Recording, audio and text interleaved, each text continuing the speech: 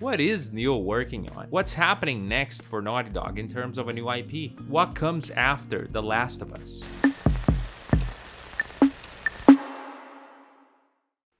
It's not that crazy to say that Naughty Dog is one of, if not the most, notorious AAA game studio nowadays. Be it either for good or for bad reasons, their influence in the mainstream gaming landscape is undeniable. Having said that, it's natural for people to get excited or just straight up anxious whenever they, and when I say they, I'm looking at you, Neil, show up anywhere to say anything. With the controversial albeit rebuild for the PS5 The Last of Us Part 1 coming out very soon, to the obsessives like myself, one statement still keeps ringing in my head since Neil's last appearance in JL's Key 3. It's a little early to talk about. We'll save But it. you do have a new project. Do have a new project, but we'll save it for another Summer Game Fest. Okay. Therefore, I just can't stop thinking about it sometimes. What is Neil working on? What's happening next for Naughty Dog in terms of a new IP? What comes after The Last of Us? So put your tinfoil hats on and come waste some time with me concocting some crazy and perhaps silly speculative ideas, shall we?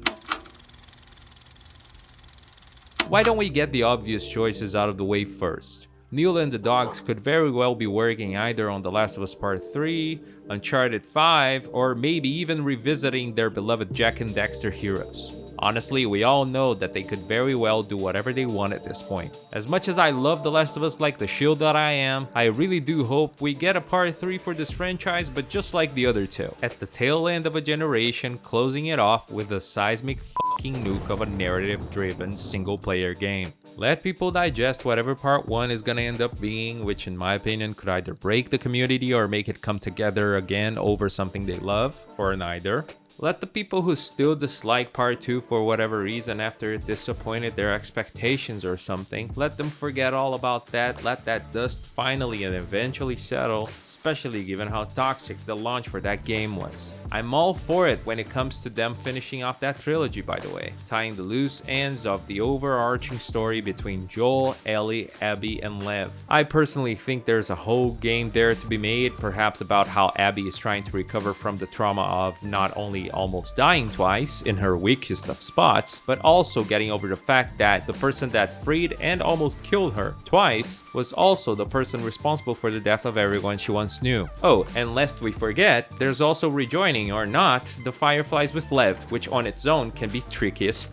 Maybe we'll find out that Joel's actions actually made the rebellious faction a little too similar to the WLF, coming to terms with the fact that a cure at that point might be kind of frivolous. And I haven't even mentioned yet exploring the hows and whys of Ellie coming into play again, tying her loose ends. Did her and Dina reconnect? Did she go back to Jackson to live at Joel's house as the new grumpy guardian in town? Did she become a badass drifter and just travel the country, kinda like that Denzel Washington movie, The Book of Eli? The book being her, obviously, because she's the cure and all of that. I know this might be a little bit of a stretch, but I would love to go back to the East Coast in that world somehow and get to see what New York City looks like. Maybe go to the Midwest, for example, and check out Chicago.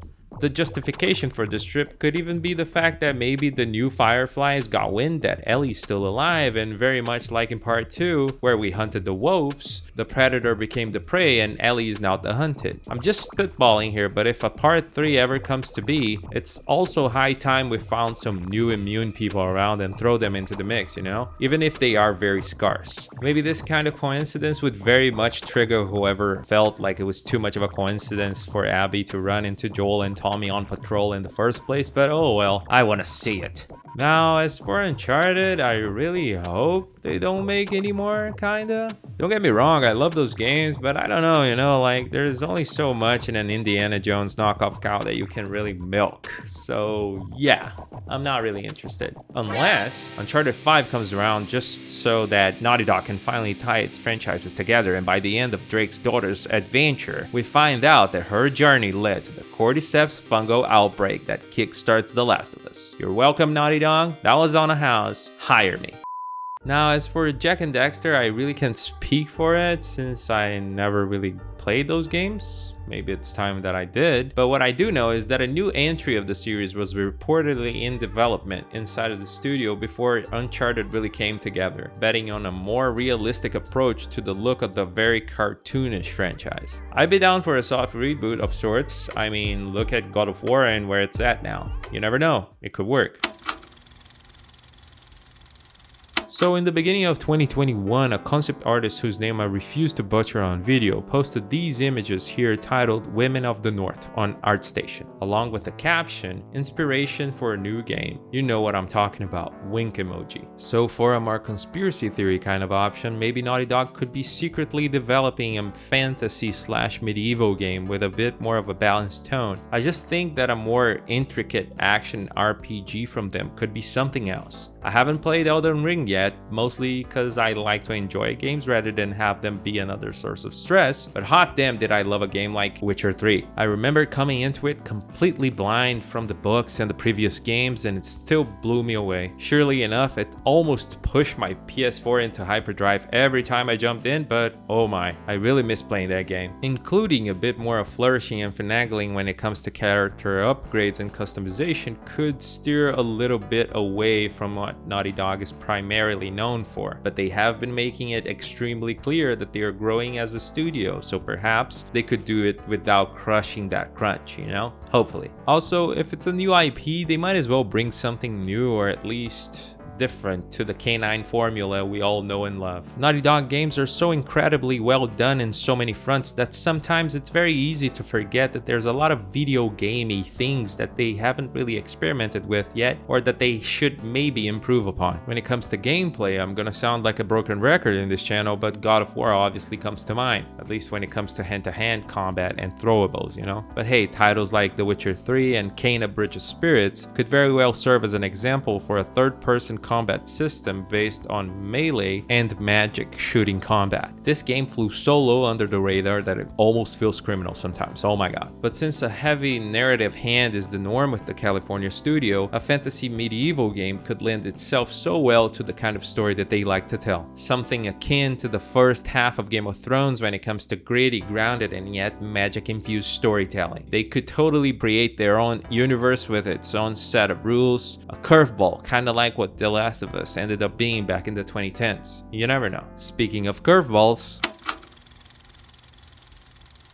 now this option here to me is where they could really do something special. Bear with me. As much as people either disliked or were pretty meh with the Buzz Lightyear movie, I personally really enjoyed it. To be honest with you, one thing I actually kept wondering while watching it was like, damn, this could be a pretty good game. Like a Pixar looking less intense No Man's Sky maybe? Anyways, what I really loved about Lightyear though was its pitch. It's so simple and so smart that they even put it at the beginning of the movie so that no one would be confused about it. It reads as follows. Andy once bought a toy based on his favorite movie. This is that movie. Like, holy shit. What an idea in the first place. Obviously, I'm biased here because I am a sucker for when things go meta. I know people get real funky whenever the word spin-off get thrown around nowadays, but hey, hear me out. How amazing would it be if Naughty Dog just decided to make a whole game out of a fictional IP they made to populate a universe they themselves created? How much of a badass power move wouldn't that be? The obvious choice here that I'm talking about would be a full video game rendition of the intriguing Twilight Saga homage that appears in The Last of Us Part 1, Dawn of the Wolf. I mean, you're telling me you wouldn't love to finally live out your own Edward Cullen / Teen Wolf kind of fantasy? Oh, you wouldn't? Oh, okay. Well, maybe it's just me then.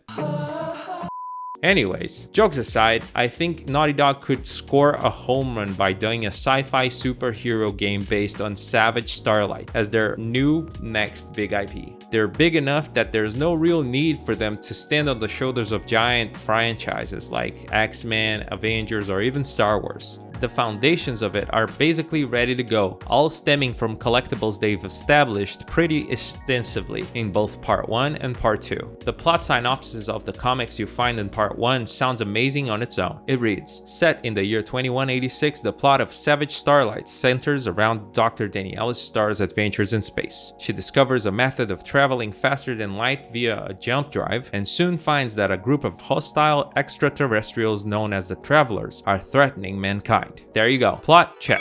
Main character, check. Villainous threat, check, check, check. We got ourselves a game. What's even cooler about this IP inception the devs built here is that on the back of each comic you find, there's little blurbs that expand the world bit by bit. Even more lovely is the influence that the adventures of Dr. Star has in the bonding process of the duo we love so much. Hey, you remember those, Savage Starlight comic books that you're into?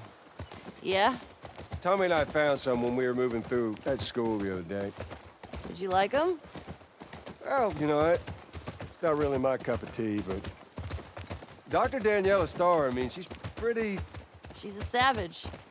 Now, if part 1 sets up the bones for this savagely starlit world, part 2 is where the meat of it all comes in. And by meat, I mean the 48 characters that illustrate the collectible trading cards you find as Ellie in the new world. All of these characters possess unique abilities or superpowers, whilst also having extremely rich backstory told in the back of their respective cards. Heroes and villains here are divided into 4 factions.